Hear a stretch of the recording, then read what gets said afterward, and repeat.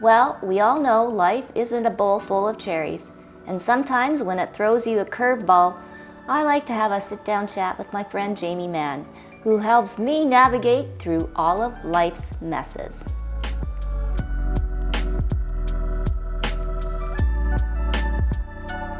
We are never used to the cold. No. I've been born and raised here, and it just hurts so much. You can hear the wind blowing and the house shifting. Right. It's crazy. Right. I just wish my kids would dress for it, but... Oh my God, no. No, like they dress like it's summer. Yeah. Heaven help, they have to put boots on, right? 100%. Oh yeah. my goodness. How old again? They all just turned 18, 15, and 13. Oh my goodness. So we just got through birthday season, actually. So Christmas and birthdays. So. And flu.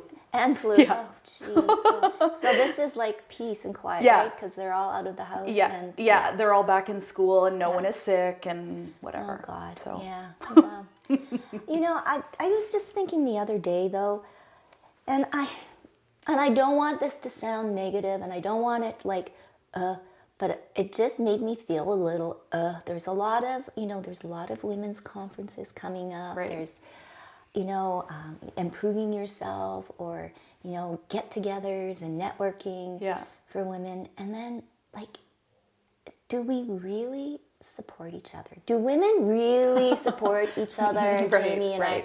I? And I thought, well, who better to kind of shoot the beep with would be you, because Yeah. No, that's a great question. That comes up a lot. And even when I pay attention to the news and things like that, and some of the stories out there, there's a lot of, I want to say, kind of negative talk about, like, women don't support each other. Women are the reason why women aren't further along in leadership, that kind of stuff. And so there's a few things on this. First of all, not to discount the actual structural things that are in play that have kept women out of the leadership realm. 100% that's there. Well, case in point, Kamala Harris. I mean, that's the hugest thing. Yeah, 100%. And so, realistically, women have made a huge jump in, how many women CEOs there are. Even if you look at the Fortune 500s, all that stuff. However, there's a long way to go. I would like to say, though, that the reason is not because, like, women are the ones holding each other back. There are some things happening, though. I would say that because women are underrepresented and have been underrepresented, there's that human tendency to obviously protect yourself. So how can I get myself forward where I want to go? And because there's only a certain number of seats at the table, perhaps I can't be as kind or helpful or as supportive as maybe I normally am. Right. So that's like a human tendency, that protectionist kind of thing. Exactly. Which, is linked back to, like, scarcity thinking even. So if we think back to, like, our past experiences growing up throughout school, university, all that stuff, if we think, what's my general approach in life? Some of us grew up with not enough, like, legit. Right. Yeah. So it's like, do I inherently believe there's enough? I always talk about food, right? Yeah. So enough pieces of the pie. Yeah. Like, if you get a piece of pie and I help you get a piece of pie, does that mean I don't get pie? So it's like this scarcity thinking. And so understanding how we approach things is really important, because it's natural. So then how do you get out of that? Well, there's a few things. First of all, getting to know, like, a little bit of self-reflection, first of all. Right. The other thing is thinking about, in my own case, I always like talking about my own experience, just because I'm a real person who have been through a lot of stuff too, right? Yeah. And so I know it took a number of years for myself to get more comfortable really putting myself out there to support others and fighting that sort of scarcity way of thinking. Like, if I make you shine brighter, does that dim my light? Exactly. And so fighting that tendency, and it feels a little bit uncomfortable and vulnerable, but being aware of it, first of all, is the first thing. And the other thing is thinking about who we are, like values. I would say 100% of us, anybody I work with, when we talk about values and who we are, people always say, kindness or something along those lines, right? Yeah. But so thinking, is that who I am? Because if that truly is who I am, then why am I not extending kindness or support in certain instances? Yeah. And so like getting real about that. Why wouldn't I want to make somebody's experience a little bit less torturous, right? If I can, why wouldn't I want to give somebody kind of a leg up? And so over the years, my thinking through a ton of self-reflection and actually like doing the work to look at experiences and like what happened when I put Tracy's name forward for that promotion and she got it, or whatever the situation may be. And what I've seen through my experience and through others is when we do that, the proof comes back tenfold. So what we end up experiencing is more support coming to us from others, more abundance, more everything. So is that kind of like if you volunteer, you have that, Well, that's the other thing. Like if we talk about the science behind it, when we do acts of kindness, they always call them acts of kindness. When we do those things without any expectation of what's coming from it, the actual physiological benefits for our own mental health are huge, like and noticeable and astounding, and it makes us feel better about our lives. Yeah. So like that's a whole other offshoot of why it's important to do this.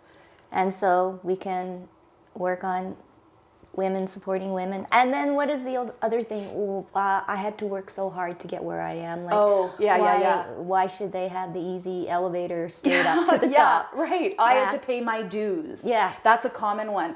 And that comes up a lot. And there's actually research out there. There's a psychologist by the name of David Scarf. I'm just a big nerd, so I like keeping up with it. Yeah. But one of his things is that humans, there are certain motivational drivers that impact us all. And one of them is fairness. So the F in Scarf is fairness. So what we notice and what we want is fairness.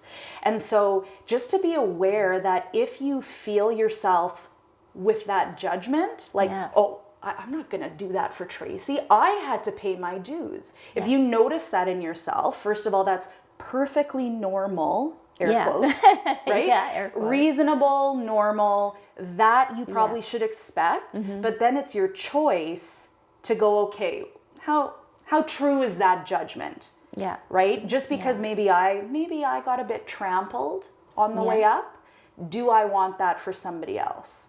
Yeah. So leaning into that whole, who am I? Who do I want to be? Yeah, no. And then you do the right thing or whatever makes you feel good, and vice versa, good things will come to you. Is right. that? Well, and that's true. I would say the other point that's really important to consider, especially, I would say this is important for all people, all leaders, but women I've noticed is, where is the self-compassion? Sometimes if we're able to really think about the challenges we've had and how we've overcome them and been kind of kind to ourselves, like, I didn't have it easy, or that did suck. Yeah. Right? How can we lean into some self-compassion and kind of connect with ourselves in a way that allows it to come to others? Like, we can't really extend support and kindness to others unless we do that to ourselves, and we're not good at it sometimes. No, that's probably the worst that we're at. And the whole other, empathy. Empathy gets, I think, sometimes a bad rap because sometimes people are like, well, if I'm empathetic with people, it just means I make excuses for them, or they get away with bad behavior, or whatever it is. But empathy really is just about pausing and being able to consider someone else's experience. So I don't have to agree with you because of that thing you did. I don't have to agree with your ideals or whatever, but I can provide dignity to you as a fellow human and take a moment to consider your perspective or your experience. I don't have to agree with it. Yeah. And lots of times empathy too, like, I don't think we're good at the compassion empathy thing. And I think it's something that we have to teach ourselves. Normally, we don't learn this stuff very readily. No. And so as an adult, it just doesn't show up because I'm 45, now I'm suddenly compassionate with people or whatever. It's something we have to build, like a muscle we have to strengthen. And so one of the ways I see, a huge opportunity in even our own self-leadership and how we are in our personal lives, but if we're leading others at work, how can we build empathy? How can we build compassion for ourselves so we have that to extend to others? Yeah. Well, and it's true, because if you don't really experience it in your own self, how do you know you don't to give it? You don't. It doesn't happen. And then more often than not, it's taken out of context and it backfires, right? Where you think you're doing someone a favor, being good, right? And you're not. Yeah. And the other thing too is don't feel bad if it doesn't come naturally. It's just a muscle you're working on. But if we kind of assume, that's not for me, like I don't need to worry about this, when we do try to connect with people, like you say, it kind of falls flat. It doesn't land as genuine. And it does like more harm than good. Because then it comes out false, and then, it's that she's fake. Right, and then trust down. Yes, and one of the things with today is trust is everything, and connection, and authentic connection. That's another buzzword that sometimes people go, oh my gosh. But no, there's a lot of science behind it. So. Well, cheers. Cheers. Thanks. You helped solve a little bit for me. Thank you. Yeah, but it's just really, really, weird. It's weirdness. I think, like I say, if it feels weird and awkward, it's probably something that we can work on. That's what I always think. So. Okay. Stay tuned, people.